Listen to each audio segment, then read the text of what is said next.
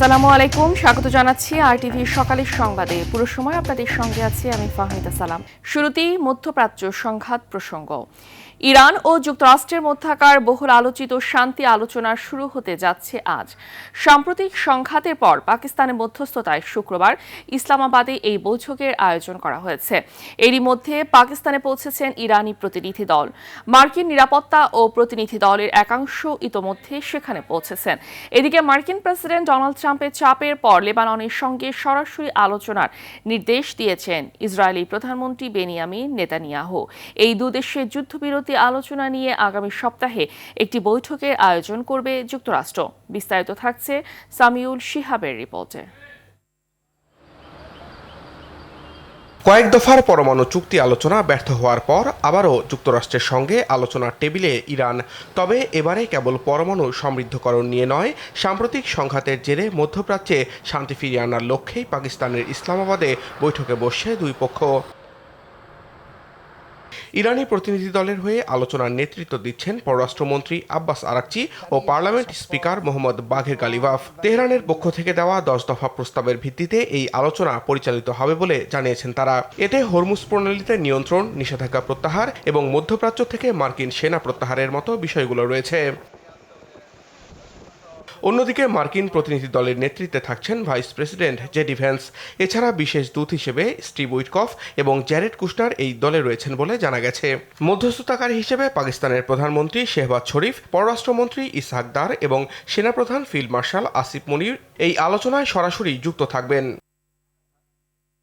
এদিকে মার্কিন president Donald ট্রাম্পের চাপের পর লেবাননের সঙ্গে আলোচনার সিদ্ধান্ত নিয়েছেন ইসরায়েলি প্রধানমন্ত্রী বেনিয়ামিন নেতানিয়াহু। ইসরায়েল ও লেবাননের মধ্যে চলমান যুদ্ধবিরতি আলোচনা নিয়ে আগামী সপ্তাহে একটি বৈঠকের আলোচনা করবে যুক্তরাষ্ট্রের পররাষ্ট্র দপ্তর। লেবাননের প্রেসিডেন্ট জোসেফ আউনও বলেছেন, ইসরায়েলের সঙ্গে যুদ্ধবিরতি ও সরাসরি আলোচনার প্রক্রিয়া শুরু হয়েছে। তবে লেবাননের সঙ্গে যুদ্ধ বন্ধ করবে না বলে হুমকি দিয়েছেন ইসরায়েলি কট্টরপন্থী প্রতিরক্ষা মন্ত্রী। যুদ্ধবিরতির আলোচনায় পাকিস্তান মধ্যস্থতা করলেও এমন কট্টরপন্থী ইসরায়েলকে মানবতার জন্য অভিশাপ বলে মন্তব্য করেছেন পাকিস্তানের প্রতিরক্ষা মন্ত্রী খাজা আসিফ। এদিকে হরমুজ সচল করতে কার্যকর পরিকল্পনা নিয়ে ব্রিটিশ প্রধানমন্ত্রী কিয়ার স্টারমারের সঙ্গে ফোনে কথা বলেছেন প্রেসিডেন্ট ট্রাম্প। অন্যদিকে হরমুজে জাহাজ থেকে টোল আদায় না করতেও ইরানকে হুঁশিয়ারি দেন তিনি। তবে নরবরে যুদ্ধবিরতিতে হরমুজ দিয়ে জাহাজ চলাচল সীমিত থাকায় এশিয়ার বাজারে আবারও কিছুটা বেড়েছে তেলের দাম। খরচ নাগালে রাখতে মে মাসের শুরু থেকে 20 দিনের তেলের মজুদ বাজারে ছাড়ার ঘোষণা দিয়েছেন জাপানের প্রধানমন্ত্রী Sanae Takaichi. Samiul Shihab, RTV. এবার দেশের খবর। হামের উপসর্গ নিয়ে গত 24 ঘন্টায় আরও 6 শিশুর মৃত্যু হয়েছে। এ নিয়ে গত 15 মার্চ থেকে এখন পর্যন্ত হামের উপসর্গ নিয়ে 143 শিশুর মৃত্যু হয়েছে। স্বাস্থ্য অধিদপ্তরের প্রতিবেদনের দেয়া তথ্য অনুযায়ী গত 24 ঘন্টায় মারা যাওয়া শিশুদের 4 জনই রাজশাহী বিভাগের, বাকি 2 জন ঢাকা বিভাগে। একই সময়ে হামের উপসর্গ নিয়ে হাসপাতালে ভর্তি হয়েছে 674 জন। এখন পর্যন্ত হামে আক্রান্ত মোট শিশুর সংখ্যা 2241। চলমান হাম প্রাদুর্ভাবের পরিপ্রেক্ষিতে শিশুদের 2 ডোজ টিকা নিশ্চিত করার আহ্বান জানিয়েছেন বিশেষজ্ঞরা। কেউ হামে আক্রান্ত হলে বিভ্রান্তিকর তথ্যে কান না দিয়ে নিবন্ধিত চিকিৎসকের পরামর্শ নেওয়ার তাগিদও দিয়েছেন তারা।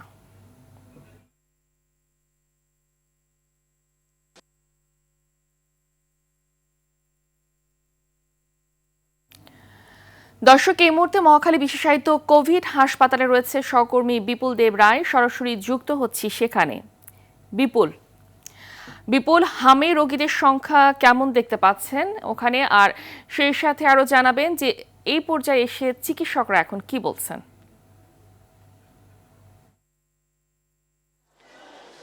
ফাহমিদা, ফার্মের যে আক্রান্ত শিশুরা তাদের সংখ্যা প্রতিনিয়ত বাড়ছে এবং আমরা যে হাসপাতালগুলোতে রাজধানীর যে হাসপাতালগুলো রয়েছে সেগুলোর চিত্র দেখে কিন্তু বোঝা যাচ্ছে যে প্রতিনিয়ত হামের রোগীর সংখ্যা বাড়ছে এবং বিশেষ করে ভোরের আলো ফোটার সাথে সাথেই কিন্তু রোগীদের আগমন ঘটতে দেখা যাচ্ছে এবং নিত্য নতুন রোগী আসছেন এবং এই হাসপাতালটিতে একেবারে কানায় কানায় পূর্ণ হয়ে আছে রোগীদের এবং তাদের স্বজনদের। এখানে আগে যে 300-এর উপর রোগী ছিল সেটি কিন্তু প্রতিনিয়ত বাড়ছে।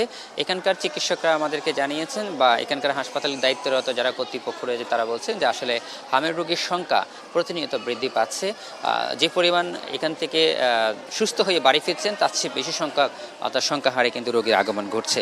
এখানকার যারা রোগী রয়েছেন তাদের সাথে আমরা কথা বলেছি। আসলে হামের যে প্রাদুর্ভাবটি আগে একটি বিচ্ছিন্নভাবে কয়েকটি এলাকায় ঘটনা ঘটলেও এটি এখন প্রতিটা ঘরে ঘরে ছড়িয়ে পড়ছে এমনটা আমাদেরকে জানিয়েছেন। বিশেষ করে যাদের শিশু বাচ্চা রয়েছে এবং যারা টিকা নেয়নি তারা সবচেয়ে বেশি জটিল রোগে আক্রান্ত হচ্ছে এমনটা আমরা জানতে পেরেছি। সে সাথে এইখানে যে রোগীগুলো আসছেন সেগুলো দূর দূরান্ত থেকে রোগী বেশি আসছেন, অর্থাৎ জেলা পর্যায়ে যে হাসপাতালগুলো রয়েছে সেই হাসপাতালগুলোতে পর্যাপ্ত পরিমাণে এই হামের চিকিৎসা না পাওয়ার কারণে তারা রাজধানীর হাসপাতালগুলোতে ভিড় করছেন এমনটা আমাদেরকে জানিয়েছেন। সে সাথে তারা বলছেন যে জেলা পর্যায়ে যে হাসপাতালগুলো রয়েছে সে সকল হাসপাতালগুলোতে যদি এই চিকিৎসা যদি দেওয়া হতো তাহলে কিন্তু তাদেরকে রাজধানীতে আসতে হতো না। এক্ষেত্রে তাদের একদিক দিয়ে যেমন মানসিকভাবে তারা বিপদগ্রস্ত হচ্ছে, সেই সাথে তারা মানসিকভাবেও ক্ষতিগ্রস্ত হচ্ছে আমাদেরকে এমনটা জানিয়েছেন। সে সাথে আরেকটি বিষয় জানিতে চাই, সেটি হচ্ছে এখানে আমরা যে পরিলক্ষিত করেছি যে বাচ্চাগুলো আছে সে অধিকাংশ বাচ্চার কিন্তু এখনও পর্যন্ত হামের কোনো টিকা নেওয়া হয়নি। ওই ধরনের সংখ্যাটা একটু সবচেয়ে বেশি। আর অনেকে দেখা যাচ্ছে যে প্রথম ডোজটি নেওয়ার পর দ্বিতীয় ডোজটি এখনও নেওয়া হয়নি, তাদের সংখ্যাটাও কিন্তু আমরা দেখতে পাচ্ছি। অর্থাৎ বলতে গেলে যে হামের যে টিকা নেয়ার যে প্রবণতা সেটি না থাকার কারণে অর্থাৎ সেই ক্ষেত্রে এই হামের প্রাদুর্ভাবটা ছড়িয়ে পড়েছে বলে এমনটা আমাদেরকে জানিয়েছেন। তবে বিশেষজ্ঞ চিকিৎসকরা বলছেন যে হামের যে এখন যে প্রাদুর্ভাবটির যে সিনড্রোমটা দেখা যাচ্ছে সেক্ষেত্রে দেখা যাচ্ছে এটি আরও ছড়িয়ে পড়ার একটা আশঙ্কা রয়েছে। তাই তারা বলছেন যে আসলে হাসপাতালের রোগীরা চিকিৎসার সেবা নেওয়ার পাশাপাশি মায়েদেরকে আরেকটু সচেতন হতে হবে, বিশেষ করে যারা টিকা নেয়নি তাদেরকে টিকা নেওয়ার জন্য বলা হচ্ছে। তবে এই ক্ষেত্রে আরেকটি বিষয় সেটি হচ্ছে তারা বলছেন যে সকল রোগী এখন অসুস্থ হয়েছে বা তাদের কোনো শারীরিক সমস্যা রয়েছে তাদের কিন্তু এই টিকাটা এখন নেওয়া যাবে না এবং তাদেরকে বলা হচ্ছে সুস্থ হওয়ার পরে কিন্তু এই টিকাটা নিতে হবে। তবে এখনও পর্যন্ত যারা আক্রান্ত হয়নি এবং গ্রামগঞ্জে বা জেলা পর্যায়ে যে সকল জেলায় এখনও শিশুদের টিকা দেওয়া হয়নি তারা বিশেষ করে বেশি জোর দিচ্ছে এই টিকা নেওয়ার ক্ষেত্রে। এবং আপনি জানেন হাম একটি ছোঁয়াচে রোগ এবং সেক্ষেত্রে চিকিৎসকরা আরও পরামর্শ দিচ্ছেন এই ছোঁয়াচে রোগটি যাতে একজন থেকে আরেকজনের মধ্যে ছড়িয়ে না পড়ে তার জন্য তারা বলছেন যে আরও বেশি সতর্ক থাকতে হবে এবং বিশেষ করে স্বজনদেরকে যারা হাসপাতালে আসছেন তারা যাতে মাস্ক পরিধান করে এবং স্যানিটেশন ইউজ করে যাতে অন্য বাচ্চার ক্ষেত্রে এটা আক্রান্ত না হয় সেটি দৃষ্টি রাখার জন্য আহ্বান জানিয়েছেন চিকিৎসকরা। তো ফাহমিদা এই ছিল আমার কাছে সর্বশেষ তথ্য। ধন্যবাদ আপনাকে। দর্শক, হাম পরিস্থিতি নিয়ে আরও জানাতে বরগুনা থেকে যুক্ত হচ্ছেন সহকর্মী মনির হোসেন কামাল। মনির, বরগুনাতে হামের সার্বিক পরিস্থিতি কেমন দেখছেন জানাবেন। জি ফাহমিদা, গত 24 ঘন্টায় বরগুনায় আরও 20 জন হামের রোগী শনাক্ত হয়েছে। তো এ নিয়ে বরগুনায় 184 জন হামে আক্রান্ত শিশু শুধুমাত্র বরগুনা জেনারেল হাসপাতালেই ভর্তি হয়েছিল এবং জেলায় এ পর্যন্ত 207 জন হামে আক্রান্ত হয়ে শিশুরা চিকিৎসা নিয়েছেন। এবং গতকালকে আপনি জানেন যে একজন শিশু বরিশাল শেরেবাংলা মেডিকেল কলেজ হাসপাতালে চিকিৎসাধীন অবস্থায় বরগুনার আমতলী উপজেলার আবু ছালে নামে 9 মাসের একটি শিশু মারা গিয়েছে এবং এ নিয়ে কিন্তু বরগুনার 5 জন শিশু হামে আক্রান্ত হয়ে এ পর্যন্ত মৃত্যুবরণ করেছে। তবে এই পরিস্থিতি সামাল দেওয়ার জন্য সরকার যে টিকাদান কর্মসূচি চালু করেছে, আমাদের সিভিল সার্জন ডাক্তার মোহাম্মদ আবুল ফাত্তা জানিয়েছেন যে গতকালকের পর্যন্ত 10,452 জন শিশুকে হামের টিকা তারা দিতে পেরেছেন। আর জেনারেল হাসপাতালের তত্ত্বাবধায়ক ডাক্তার রেজাউনুর আলম আমাদেরকে জানিয়েছেন আসলে হাম থেকে রক্ষা পেতে হলে এখানে যেমন স্বাস্থ্য সচেতনতা পালন করতে হবে, একই সাথে পরিষ্কার পরিচ্ছন্ন থাকতে হবে। এবং তিনি আমাদেরকে জানিয়েছেন যে আগামীকালকে তিনি বরগুনা জেনারেল হাসপাতাল চত্বরে ভলান্টিয়ারদের নিয়ে বিডি ক্লিন, রেড ক্রিসেন্ট এরকম ভলান্টিয়ার যারা আছে সকলকে নিয়ে তারা এখানে পরিচ্ছন্নতা অভিযান শুরু করবেন। তবে এখানে হাসপাতালে যারা ভর্তি রয়েছেন তাদের অভিভাবকদের সাথে কথা বলে আমরা যেটা জানতে পেরেছি যে হাসপাতাল থেকে আসলে তারা তেমন কোনো ঔষধ পাচ্ছে না, শুধুমাত্র মুখের যে খাবার স্যালাইন এই খাবার স্যালাইন এমনকি ক্যানুলা, ইনজেকশন সহ হামের চিকিৎসায় যে ঔষধগুলো দরকার সেই ঔষধগুলো কিন্তু তাদের বাইরে থেকে কিনতে হচ্ছে। তো তাদের দাবি হচ্ছে যে যদি এই ক্রাইসিস মুহূর্তে এটা সরকার থেকে সরবরাহ পাওয়া যেত, তাহলে অনেক গরিব রোগীরা এখানে এসে তাদের শিশুদের চিকিৎসার জন্য যে ঔষধটি দেওয়া হয় সেই ঔষধটি কিন্তু তারা কিনতে পারছে না। যদিও হাসপাতাল থেকে আমাদেরকে বলা হয়েছে যে এই রকম জরুরি ভিত্তিতে যদি প্রয়োজন হয় তাহলে রোগী কল্যাণ সমিতি থেকে ওই সব শিশুদের জন্য তারা কিছু ঔষধ দেওয়ার ব্যবস্থা করতেছেন। তো সব মিলিয়ে বরগুনাবাসীর আরেকটি দাবি হচ্ছে যে কেন বারবার বরগুনায় এই মানে হটস্পট তৈরি হয়, যেটা করোনার সময় শুরু হয়েছিল, ডেঙ্গুতে শুরু হয়েছিল, এখন আবার হামে শুরু হয়েছে। তো তাদের দাবি হচ্ছে রোগতত্ত্ব বিশেষজ্ঞের একটা টিম তারা যেন বরগুনায় পাঠায়, যে এটা কি এই হামের রোগটার বৃদ্ধি পাওয়ার কারণটা কি, এটা কি জলবায়ুর পরিবর্তন না অন্য কিছু। তো রোগতত্ত্ব বিশেষজ্ঞ একটা টিম যদি বরগুনায় আসে, তারা যদি এখানে পানি সহ অন্যান্য পরিবেশ যে আমাদের পানি আটকে আছে এগুলো যদি পরীক্ষা করে তারা একটা রিপোর্ট দিত, তাহলে কিন্তু বরগুনার মানুষ জানতে পারত যে কী কারণে হামের এই রোগীর সংখ্যা বাড়ছে। ধন্যবাদ আপনাকে। মশার সীমাহীন উৎপাতে অতিষ্ঠ নগরবাসী, সন্ধ্যা নামলেই যেন শুরু হয় যুদ্ধ। সম্প্রতি দুটি সিটি কর্পোরেশন মশা নিধনে কার্যক্রম শুরু করলেও কমছে না। তবে প্রশাসক বলছেন ওয়ার্ড ভিত্তিক পরিকল্পনা করে কার্যক্রম পরিচালনা করা হচ্ছে। এদিকে কীটতত্ত্ববিদরা বলছেন ধোঁয়া দিয়ে মশা নিধন কোনো কার্যকরী পদক্ষেপ নয়, দীর্ঘমেয়াদে মশা নিয়ন্ত্রণে কীটনাশকের বিকল্প নেই। আরও জানাচ্ছেন আব্দুর রহিম। দিনের আলোতেও নেই স্বস্তি, ঘরে বাইরে মশার উৎপাত, কামড়ে অতিষ্ঠ নগরবাসী। নগরীর বেশিরভাগ এলাকা জুড়ে বাড়ছে প্রকোপ, বাড়ছে স্বাস্থ্য ঝুঁকির শঙ্কাও। নগরবাসীর অভিযোগ, হঠাৎ করেই পুরো ঢাকা শহরে বেড়েছে মশার উপদ্রব। তবে নিয়ন্ত্রণে দৃশ্যমান উদ্যোগ কম বলেই মনে করছেন অনেকেই। মশার কয়েলের কোনো কাজ হয় না, এরপরে ধূপ দিই, তারপর কোনো কাজ হয় না। অনেক প্রচুর মশা, রাত্রে বেশি, দিন একটু কম। আমরা তো সিকিউরিটি চাকরি করি, দাঁড়াইলে মশায় ধরে, এমনভাবে ধরে নাক মুখ বেড়ে ধরে। বিষ দেয় কি দেয় আল্লাহ তালাই জানে, মশা একটাও দেয় না, মশা আরও জাগ্রত হয়। ওষুধ দেয়, শুধু খালি ধোঁয়া, কেরাসিন দেয়, একটা মশা মরেও না অথবা একটা মশা দূর হয় না। এ বিষয়ে গবেষকরা বলছেন মশা নিধনে ধোঁয়া পদ্ধতির কোনো কার্যকর পদ্ধতি নয়। মশা নিধনে দীর্ঘমেয়াদী পরিকল্পনা ছাড়া নগরবাসী এর সুফল পাবে না। জরুরি পদক্ষেপ নেওয়া না হলে সামনের মাসগুলোতে ডেঙ্গু বা চিকনগুনিয়ার প্রকোপ ভয়াবহ আকার ধারণ করতে পারে। এই মশা নিয়ন্ত্রণের জন্য যে ফগিং বা ধোঁয়াটি ছড়ানো হয়, এই ধোঁয়াটি কিন্তু আসলে কোনো কার্যকরী পদ্ধতি না। পৃথিবীর অনেক দেশেই এটি বন্ধ করে দেওয়া হয়েছে। মাঠ পর্যায়ে লার্ভা অবস্থায় মশাকে নিয়ন্ত্রণ করতে হবে। সেখানে টেমিফস, বিটিআই বা আইজিআর আধুনিক যে কীটনাশকগুলো লার্ভা নিয়ন্ত্রণে ব্যবহার হয় সেগুলোকে ব্যবহারটা শুরু করতে হবে।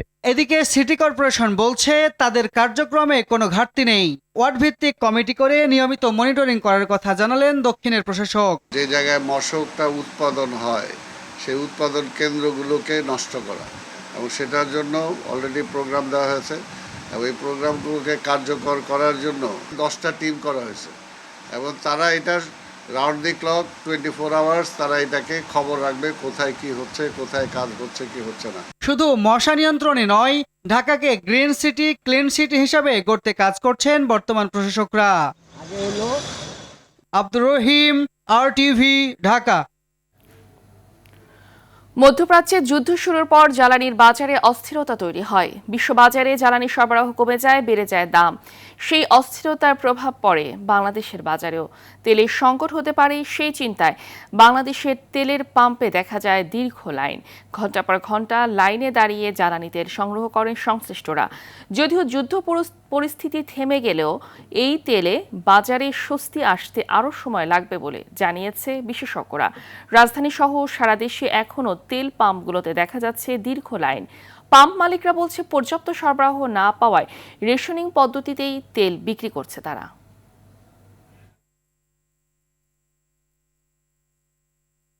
চট্টগ্রামে অস্বাভাবিকভাবে বেড়েছে সবজি, মুরগি, ভোজ্য তেল, চিনি সহ বেশিরভাগ নিত্যপণ্যের দাম। এতে সবচেয়ে বেশি বিপাকে পড়েছে নিম্ন ও মধ্যবিত্ত শ্রেণী ক্রেতারা। দাম বাড়তি থাকায় পছন্দের পণ্য থেকে মুখ ফিরিয়ে কিছুটা কম দরের পণ্য কিনতে বাধ্য হচ্ছেন অনেকে। কেউ কেউ প্রয়োজনের তুলনায় কম কিনছেন। বিক্রেতাদের অজুহাত, জ্বালানি তেলের সংকটে পরিবহন ভাড়া বেড়েছে। তবে ক্রেতারা জানান দাম বাড়তে পারে শঙ্কায় অনেকেই প্রয়োজনের চেয়ে বেশি কিনছেন। এই সুযোগ কাজে লাগিয়ে দাম বাড়াচ্ছেন ব্যবসায়ীরা।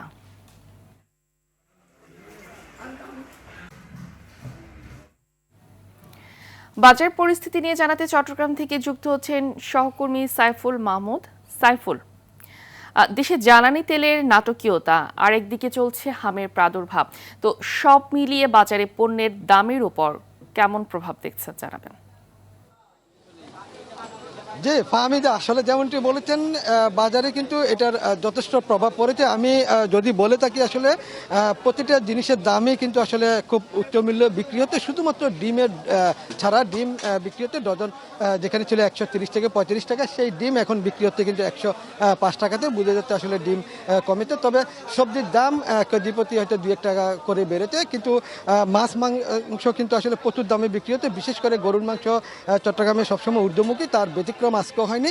গরুর মাংস বিক্রি হতে 950 টাকা কেজিতে, 950 টাকা থেকে 1000 টাকা কেজিতে, এবং খাসির মাংস বিক্রি হতে 1200 টাকা কেজিতে। ফার্মের মুরগি কিন্তু গতকালও ছিল কিন্তু আসলে 160 টাকা, সেই মুরগি এখন বিক্রি হতে 180 টাকাতে, এবং দেশি মুরগি বিক্রি হতে 660 টাকা, সোনালী মুরগি বিক্রি হতে 350 টাকা থেকে 360 টাকাতে। আসলে প্রতিটা জিনিসের দামই কিন্তু আসলে খুবই ঊর্ধ্বমুখী।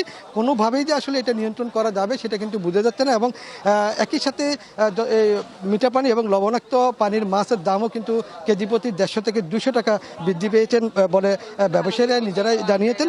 তবে এখানকার যারা সাধারণ ক্রেতা রয়েছে তারা কিন্তু বলল আসলে এটি সিন্ডিকেট করেই কিন্তু আসলে তারা দাম বাড়িয়েছে। কোনোভাবেই যে আসলে এই সিন্ডিকেট ভাঙতে পারবে সেটা কিন্তু বোঝা যাচ্ছে না, যেহেতু আসলে সঠিক মনিটরিং হচ্ছে না, সেই জন্য কিন্তু আসলে সিন্ডিকেট এত শক্তিশালী বলে মনে করছেন এখানকার যারা সাধারণ ক্রেতা রয়েছেন তারা। তবে বিক্রেতারা বলছেন আসলে জ্বালানির যে সংকট রয়েছে সেই জন্য কিন্তু আসলে পণ্যের পরিবহনের খরচ বাড়ার কারণে আসলে পণ্যের দামও বৃদ্ধি পেয়েছে বলে তারা জানিয়েছেন। তবে আসলে এটি মাত্র শুধু যে অজুহাত, সবসময় তারা কিন্তু একই অবস্থান নেই। তাদেরকে যে আসলে নিয়ন্ত্রণ করা যাবে সেটা কিন্তু আসলে কোনোভাবেই বোঝা যাচ্ছে না। তবে ভোক্তা সংরক্ষণ অধিদপ্তরের পক্ষ থেকে তারা কিন্তু আসলে প্রায় সময় অভিযান পরিচালনা করে থাকে। অভিযানও কিন্তু আসলে কোনো যে সুফল আসবে সেটাও কিন্তু বোঝা যাচ্ছে না। তবে সবসময় আসলে চট্টগ্রামের বাজারের যদি বলে থাকি একটু ঊর্ধ্বমুখী থাকে, তার ব্যতিক্রম আজকেও ঘটেনি। সেভাবেই কিন্তু আসলে একটু বাড়তি বিক্রি হতে, শুধু যে আসলে নিত্যপণ্য সেটাও না, ভোগ্যপণ্যের বাজারেও কিন্তু আসলে কিছুটা দাম বৃদ্ধি আছে।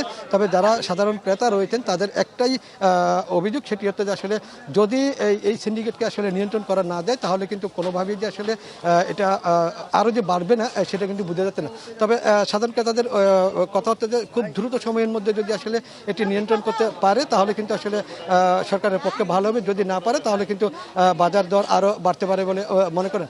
তবে যারা কিন্তু আসলে নিম্ন মধ্যবিত্ত রয়েছেন তাদের কথা হচ্ছে যে তারা কিন্তু আসলে যেটি হচ্ছে তাদের পছন্দের তরকারি সেটা কিন্তু তারা নিতে পারছে না। এই ছিল আমার কাছে সর্বশেষ সংবাদ। ধন্যবাদ আপনাকে। বাংলা বর্ষপঞ্জির নতুন সূর্যের অপেক্ষায় প্রহর গুনছে বাঙালি। সেই প্রত্যাশার রঙিন ছোঁয়ায় মুখর চারুকলা অনুষদ, যেখানে শিল্প আর জীবনের ঐক্যতানে তৈরি হচ্ছে অনন্য উৎসবের আবহ। বিস্তারিত শাকিলা করিমের প্রতিবেদনে, ক্যামেরায় ছিলেন মেহেদি হাসান সুজন।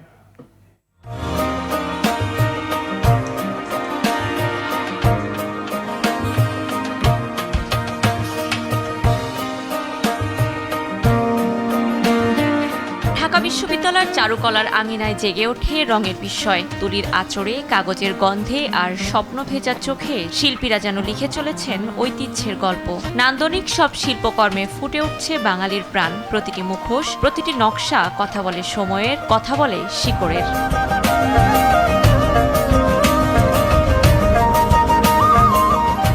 এই সৃজনের কেন্দ্রবিন্দু বৈশাখী শোভাযাত্রা, যেখানে আনন্দ মিশে যায় প্রতিবাদে আর ঐতিহ্য খুঁজে পায় নতুন ভাষা। এ যেন শুধু শোভাযাত্রার প্রস্তুতি নয়, এ এক রঙে লেখা চলমান কবিতা। মোটিভগুলো আমরা চুজ করে থাকি গ্রাম বাংলা বা আমাদের যে ঐতিহ্য, সেখান থেকে প্রত্যেকবারের মতো এই স্টুডেন্টরাই, প্রাক্তন এবং বর্তমান স্টুডেন্টরা মিলেই স্ট্রাকচারগুলো করছে। 5টা স্ট্রাকচার হচ্ছে টোটাল। আমরা চারুকলা স্টুডেন্ট হিসেবে প্রতিবার অপেক্ষায় থাকি যে কখন বৈশাখের কাজ শুরু হবে, আমরা কাজ করব। কেউ রঙে ডুবিয়ে দিচ্ছেন স্বপ্ন, কেউ কাঠামোয় গড়ে তুলছেন কল্পনা, আবার কেউ একটি সম্পূর্ণ ছবির জন্য নিঃশব্দে জুড়ে দিচ্ছেন সময়ের ছেঁড়া টুকরো।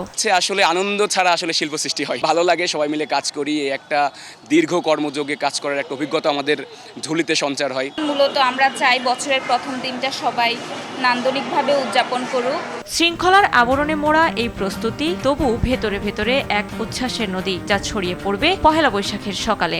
আমাদের মূল উদ্দেশ্য হচ্ছে বৈশাখী উদযাপন করা, একটা আনন্দের মধ্যে দিয়ে এই শোভাযাত্রাটা করা, তাই না? নামে কি এসে যায়, দেখেন সবাই এইখানে অংশগ্রহণ করছে, প্রতিদিন এত ছেলে মেয়ে অংশগ্রহণ করছে, নাম নিয়ে তো কারো কোনো মাথা ব্যথা নেই। আমাদের এই পয়লা বৈশাখের যে কালচারটা, এটা কিন্তু অনেক পুরনো, এটা আমাদের একটা হেরিটেজ।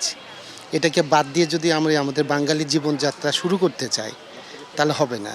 রং, স্বপ্ন আর ভালোবাসায় বোনা এই আয়োজন নতুন বছরকে জানাবে বাঙালি এখনো বাঁচে তার সংস্কৃতিতে, তার সৃষ্টিতে। রঙে আর গল্পে মুখরিত এই প্রাঙ্গণ থেকেই জেগে উঠবে বাংলা বর্ষপঞ্জির নতুন এক রঙিন সকাল। শিল্পীদের তুলির আঁচড়ে শুধু শিল্পই নয়, জেগে উঠবে বাঙালির ঐতিহ্য, ইতিহাস আর আশার গল্প। চারুকলা ইনস্টিটিউট চত্বর থেকে শাকিলা করিম, RTV, ঢাকা।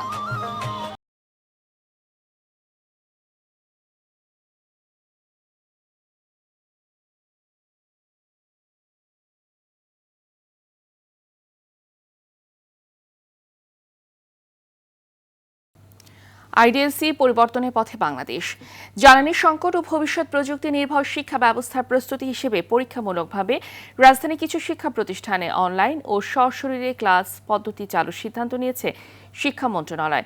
জানা যায়, ভিকারুন্নিসা নূন স্কুল অ্যান্ড কলেজ, আইডিয়াল স্কুলের মতো কিছু শিক্ষা প্রতিষ্ঠান সহ যেসব শিক্ষা প্রতিষ্ঠানে এই পদ্ধতি চালু করতে সক্ষম, সেখানে আগামী সপ্তাহ থেকে এই পদ্ধতিতে পাঠদান চালু হবে।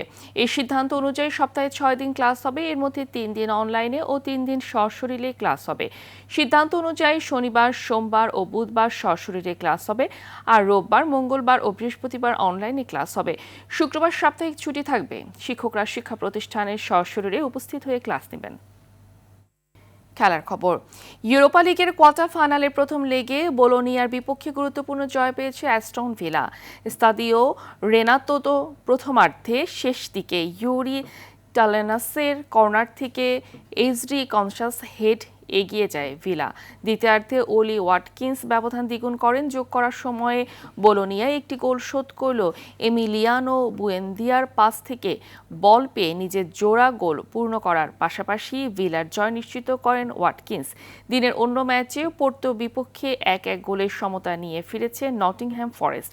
গ্যাব্রিয়েল ভেইগার পাসে উইলিয়াম গোমেজ পোর্তোকে এগিয়ে দিলেও মার্তিন ফার্নান্দেসের আত্মঘাতী গোলে সমতায় ফেরে ফরেস্ট। শেষ 1-1 সমতাতেই শেষ হয় ম্যাচ।